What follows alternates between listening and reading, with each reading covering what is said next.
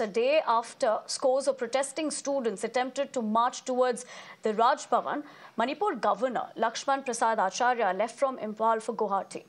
On Tuesday evening, protesting students and other locals who attempted to march towards the Raj Bhavan were met with tear gas shells, injuring at least 40 students. In order to quell the protest, a battalion of the Assam Rifles was stationed outside Raj Bhavan. Meanwhile, Inner Manipur MP Angojma Bimol wrote to Home Ministry seeking their intervention. In fact, in his letter, the minister compared the situation in Manipur with that during 1947's partition, highlighting the deadly turn that the violence has taken with the advent of drones and missiles. The leader, in his 10-point demand, urged the centre to ensure security forces act judiciously and probe charges of involvement of illegal migrants, among others. Amid an increase in instances of violence in the strife-torn state of Manipur, the government has snapped into net for the next 5 days in 5 districts over the fears of social media misuse.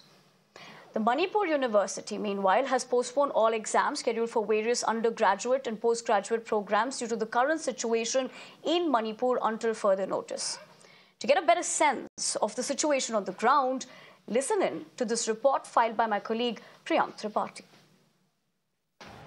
See, yesterday the students came out near Raj Bhavan after giving the ultimatum that they would protest once again once the 24 hours ultimatum time period will end. But since the governor has left Imphal early in the morning, we don't see that there would be further protests by the students because there was a key demand that they wanted to meet the governor. The basic issue is that when the Chief Minister of the state met the governor with a memorandum which was suggesting that the central forces should be removed and there should be a unified command in the hand of the state government, the student thought that it is the governor who can fulfill their demand, and that's why they came out. Although we know it for the fact that the state government and the centre also are from the same party, so the state government won't be in a difficulty to put forward their demand before the Home Ministry. But the political backing to these students who came out on the streets and heavy tear shells being lobbed on them made this issue more complex, because of which the governor had to leave from Imphal, and now he has gone back to Guwahati because he's also